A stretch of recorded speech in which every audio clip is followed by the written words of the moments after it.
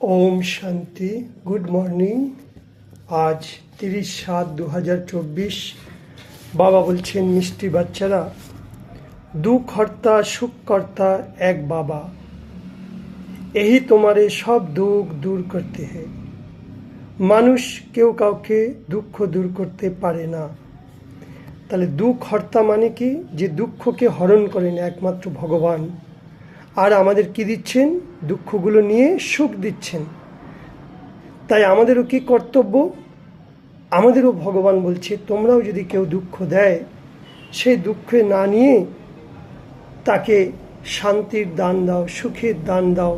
কারণ দুঃখ কে দেয়? অজ্ঞানীরা। দুঃখ কে নেয়? অজ্ঞানীরা।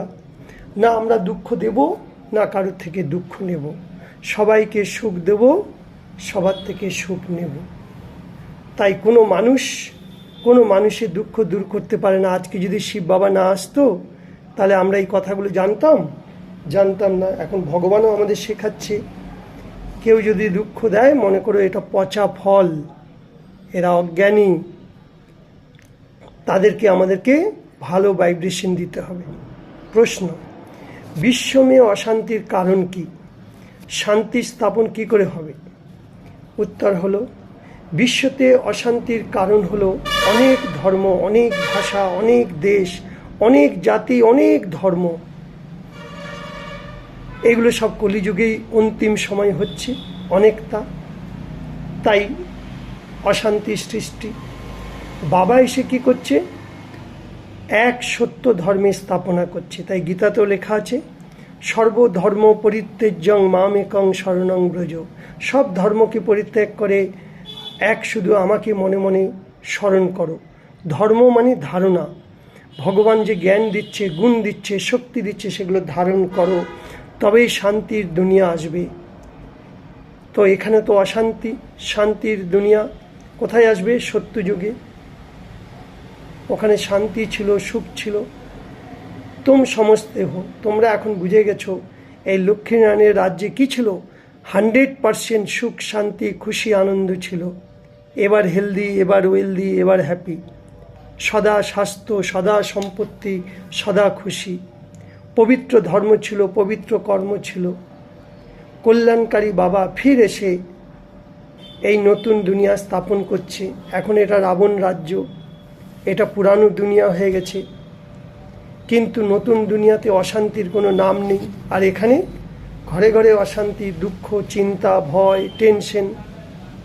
তাই বাবা এসে আমাদের জ্ঞান আর যোগ, রাজযোগের পড়াচ্ছে। এটাই হলো সোর্স অফ ইনকাম। কারণ এর থেকেই আমরা রাজারও রাজা হব।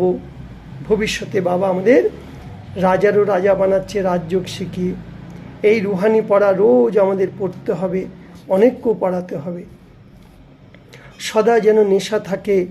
আমরা ব্রাহ্মণরা সচ্চা মুখ বংশাবলী, আর দুনিয়ার মানুষ কুক বংশাবলী ব্রাহ্মণ। বিকার থেকে জন্ম।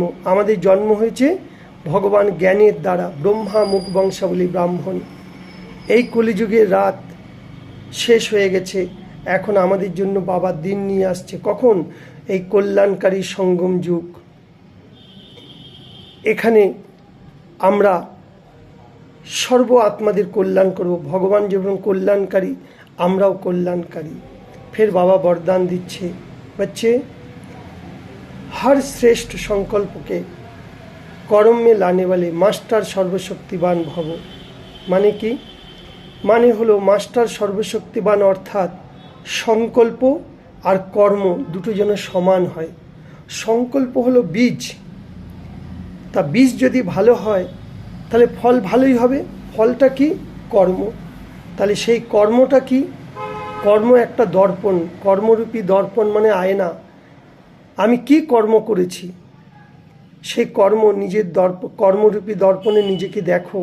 আজকে সারাদিনে আমি কটা শুদ্ধ সংকল্প করেছি। কারণ সংকল্প হলো বীজ। যেমন বীজ রুব তেমন ফল পাব। যদি সংকল্প খুব বহুত শ্রেষ্ঠ হয়, খুব ভালো, আর কর্ম যদি ভালো না হয়, সংকল্প প্রমাণ যদি না হয়, তাহলে মাস্টার সর্বশক্তিবান তাকে বলা হবে না। হ্যাঁ, যেমন গাছের বীজ রুলে জলও লাগবে, রোদও লাগবে, ঠিক তেমনি তো চেক করো তোমাকে যে শ্রেষ্ঠ সংকল্প করে কর্মতক এসেছি না। চেক করো নিজেকে, जो শ্রেষ্ঠ সংকল্প করতে হো ও কর্ম পর্যন্ত এসেছি না শুধু সংকল্প পর্যন্তই রয়ে গেছি।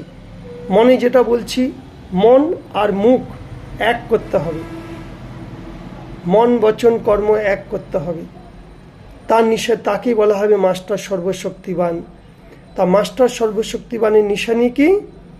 যেই শক্তি যেই সময় আবশ্যক হবে সেই শক্তিকে সেই কাজে লাগাবে। ধরো এখন আমার সহ্য শক্তির দরকার, আমি যদি সহযোগ শক্তিকে আহ্বান করি, সমানে কি শক্তিকে আহ্বান করি, হবে না। সহ্য শক্তির জায়গায় সহ্য শক্তিই দরকার হবে। তাই স্থূল আর সূক্ষ্ম সব শক্তিও আমাদের কন্ট্রোলের মধ্যে আছে।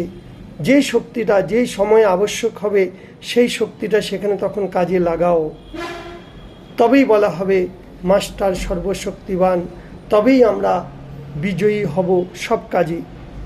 ফের স্লোগানে বলছে বাবা, জ্ঞানী তু আত্মার বাচ্চার মধ্যে ক্রোধ আসা কখনোই উচিত নয়, কারণ জ্ঞানীরা কোনোদিন ক্রোধ করে না।